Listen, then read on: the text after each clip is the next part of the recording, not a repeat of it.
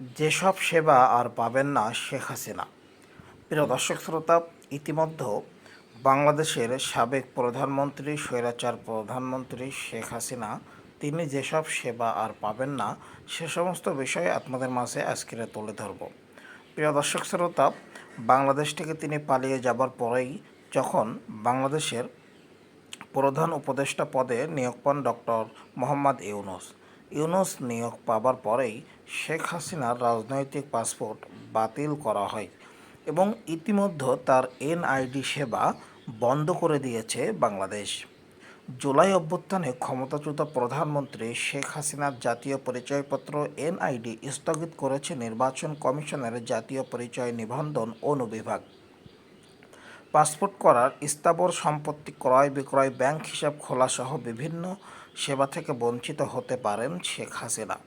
জানা গেছে, দেশে ২২ ধরনের সেবা পেতে প্রয়োজন হয় জাতীয় পরিচয়পত্র।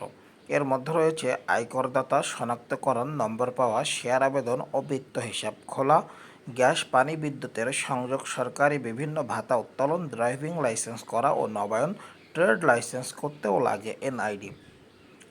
এছাড়াও ই-টিকিটিং, শিক্ষা প্রতিষ্ঠান ভর্তি, আসামি অপরাধী শনাক্তকরণ, বিজনেস আইডেন্টিফিকেশন নম্বর পাওয়া, সিকিউরিটি ওয়েব লগে ইন করার ক্ষেত্রে জাতীয় পরিচয়পত্র নম্বর লাগে। কেউ সরকারি ভর্তুকি সাহায্য সহায়তা নিতে চাইলে প্রয়োজনীয় জাতীয় পরিচয়পত্রের এছাড়া পাসপোর্ট করা, নবায়ন, যানবাহন রেজিস্ট্রেশন আরও বিভিন্ন সুযোগ সুবিধা পাওয়া যায়।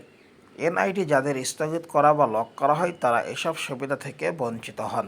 একটি চিঠির মাধ্যমে শেখ হাসিনা সহ তার পরিবারের ১০ জনের এনআইডি লক করা হয় বলে সোমবার ২১শে এপ্রিল নিশ্চিত করেছে বাংলাদেশ নির্বাচন কমিশন। যদিও এনআইডি স্থগিত করায় তাদের বড় কিছু যায় আসে না, কারণ বর্তমানে তারা দেশের বাইরে আছে। তবে প্রধানমন্ত্রী শেখ হাসিনার পাসপোর্ট থেকে সব কিছু বাতিল করা হয়েছে বাংলাদেশ থেকে। তিনি একটু হলেও বিপদে পড়ে যেতে পারেন ভারত থেকে অন্য দেশে যাবার সময়। প্রিয় দর্শক শ্রোতা, সকলকে অসংখ্য ধন্যবাদ। আসসালামু আলাইকুম রহমতুল্লাহ।